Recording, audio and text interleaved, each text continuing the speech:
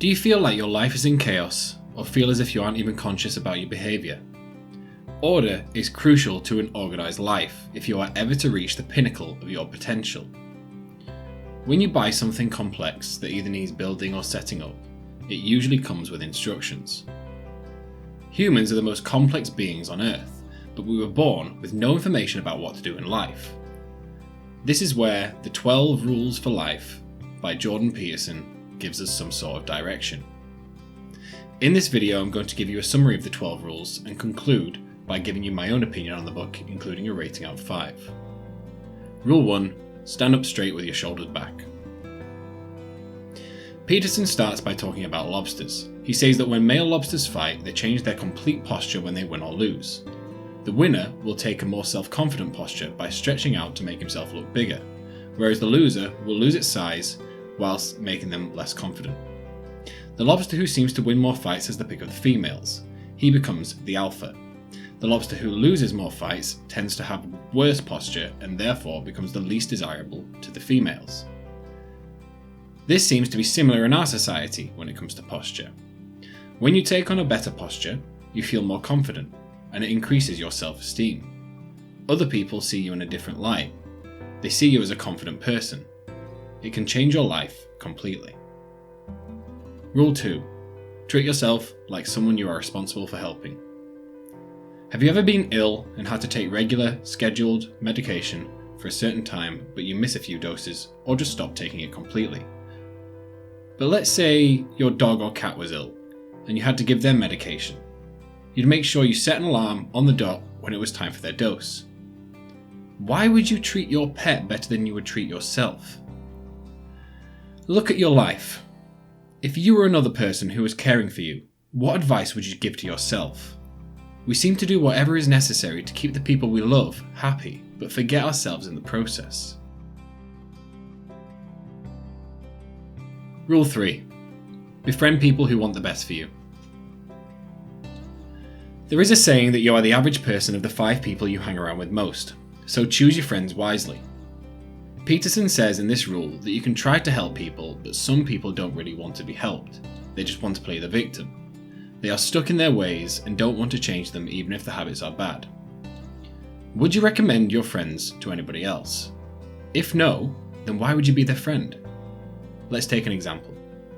You're working in a team on a project, and one of you isn't putting in as much work or adding any value at all. Would you still want them in the team? Friends are a lot like teammates. Don't let them bring your life down. Rule 4.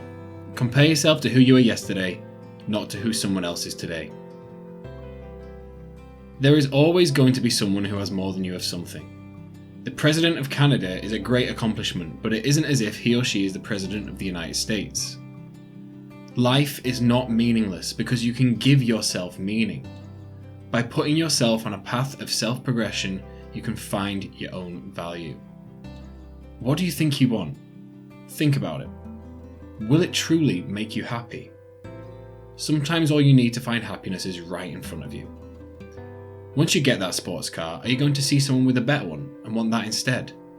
Why would you compare yourself to that person just because they have a better car? As long as you are better as a person than you were yesterday, then you're on the right track. Rule 5.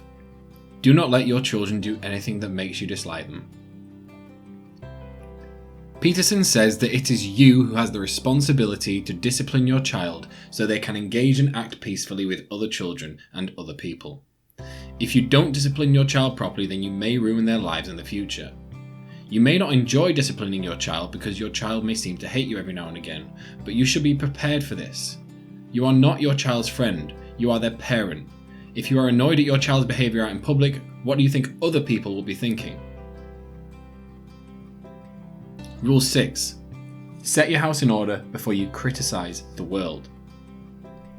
I always hear people complaining about the government, how the working class are getting trodden on by the upper class. This is a very reactive way of thinking. You shouldn't complain about anything unless you are going to do something about it. Stop focusing on the things you can't control and start focusing on things you can control. Why would you criticise external forces if you haven't done as much as you can to improve your life? Take control of your own life. Complaining won't make anything better. You are just focusing the energy you could be using to better your life onto issues you cannot or will not change. Rule 7.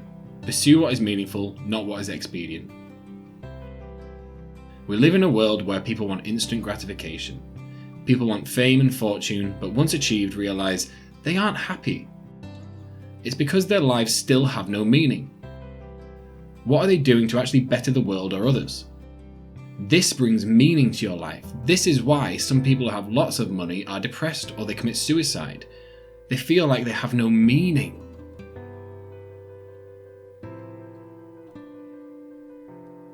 Rule 8. Tell the truth, or at least don't lie.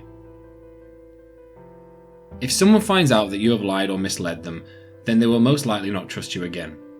They may even tell other people about their interaction with you. You could get a certain reputation. Liars are usually found out. We trust in societal norms of non-violence when we're walking down the street. Trust helps us continue our lives whilst feeling safe. But if we know someone is untrustworthy, we won't want to interact with them. Rule 9.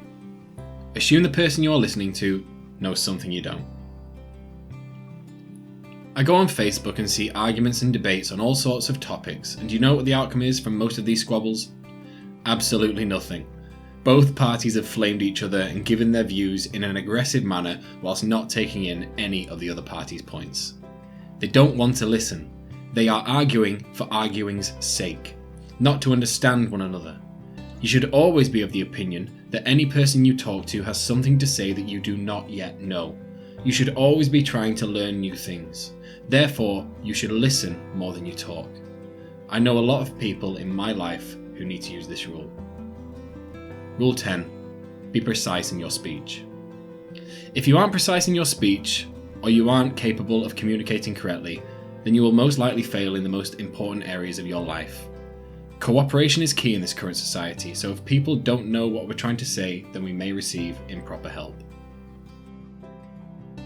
Rule 11. Don't bother children while they're skateboarding. Peterson is basically saying here, stop being overprotective of children.